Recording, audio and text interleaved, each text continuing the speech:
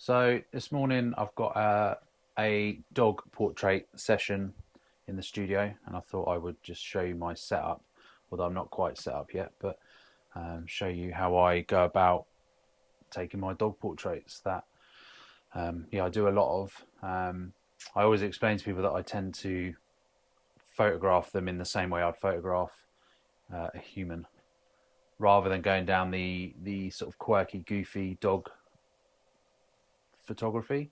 I like to just capture them in the same way, or attempt to anyway, because obviously dogs are a little bit more unpredictable. So yeah, what have I got here? You might be able to see an example here. Here's one of mine. You know, something like this, like this. So keeping it. If you look at that one, and then this one, and this one, very straight onto the camera.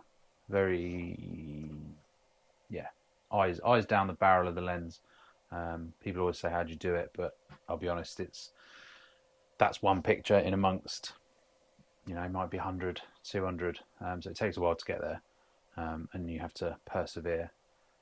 But yeah, so I thought I'd show you the setup. It's really simple, really simple. I'm not even set up properly yet, but this is the kit I'm going to use. So I'm going to go for the olive green backdrop, which is this color, which I quite like. I've used a lot.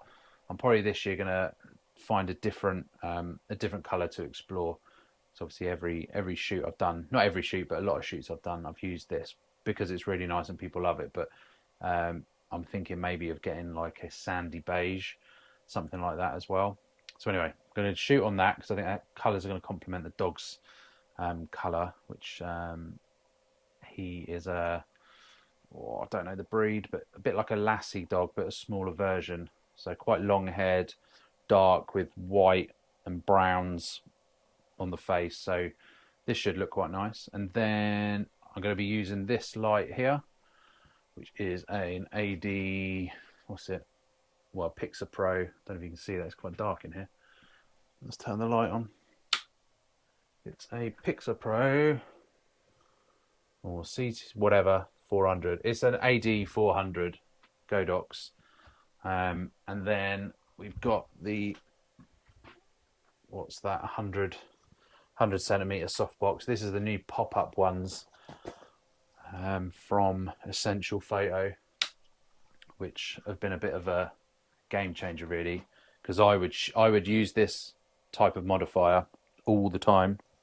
But I had an old one where you had to put the rods in and pop the sort of canvassy element around it, and it was a faff. So I ended up not ever taking it down. So in here I would just have a massive softbox floating around, and I would go to jobs and I would put that in my car built, and you'd be carrying all your gear and have this huge softbox that would catch the wind, and it was a pain in the arse. So this few months ago I bought this one, which sort of breaks down, keeps the rods inside, breaks down and falls flat.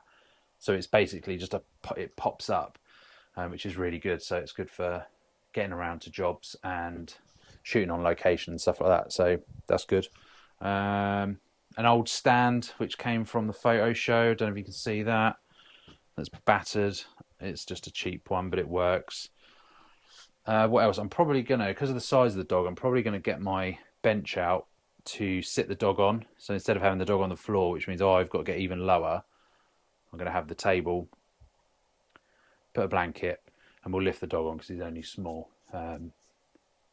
Because again, looking at the portraits I've done of dogs, the idea, I don't want to shoot down on them. I want to really be at their level, so on the camera, to be on their nose, straight in. So obviously if they're on the floor, if they're little dogs, I've got to be on my belly, which when you're turning 40, I can't be doing that. If I can reduce that as much as I can, that'd be good. What else is there to say? That's probably about it really. I'll be using my Z8, Nikon Z8, Nikon, and usually I'm shooting with a 24-70 lens. Maybe mainly because in the moment it's versatile. Whilst it's a zoom lens, it is sharp. It is really sharp. The Z series one. So it just gives me the ability to, move in, crop out on the spot. And obviously with dogs, sometimes they sit really still and they don't move, and it's brilliant and quick. Sometimes you can imagine they're here, there, and everywhere. So it just gives me the ability of, it just gives me flexibility for the shoot, which I'm hoping will probably be done in 20 minutes or so. So what I'm going to do, I'm going to set up the camera on the tripod or on the light stand facing the dog, and I'll add that in to follow on from this talky bit. So yeah, right. Thanks a lot. I'll see you after the shoot. So here's Rain on the table and Ted poking his nose in.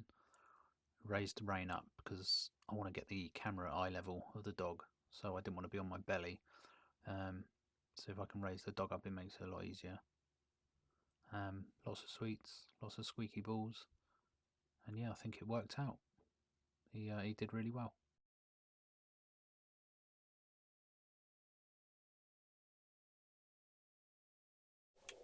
So that went quite well.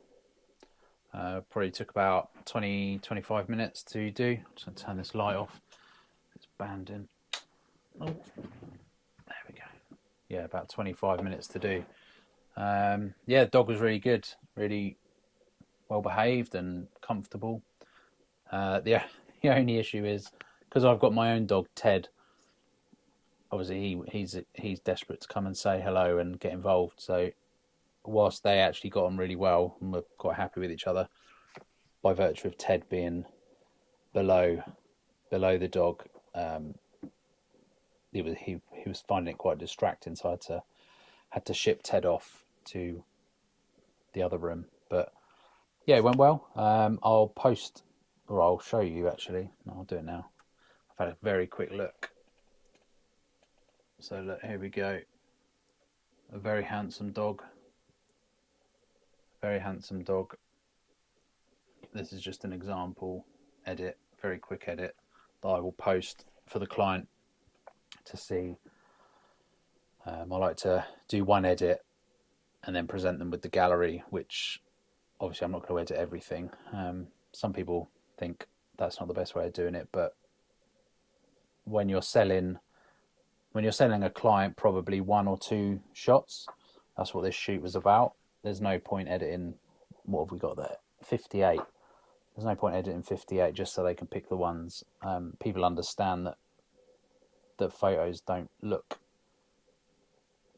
how they do out of the camera. So I always try and explain that anyway, and explain that I will do a quick edit of an image that I like, just as an example, and then that gives them something to focus on when they're looking at everything. They can think, well, whatever I choose is going to have this treatment to it, this edit. So that's what that one's for. I quite like that, but obviously my aim with my dogs is to get the front on looking down the camera shot. So I did manage to get that with the dog, but I think this client likes those shots, but I'm going to choose this one, I think, to edit as an example, because then it might make them think, oh, actually that's really nice as well, and then you might get an upsale where they like to have a pair or even three shots. So yeah, that was today's job for this morning anyway, done. So yeah, I'll catch you next time. See you later.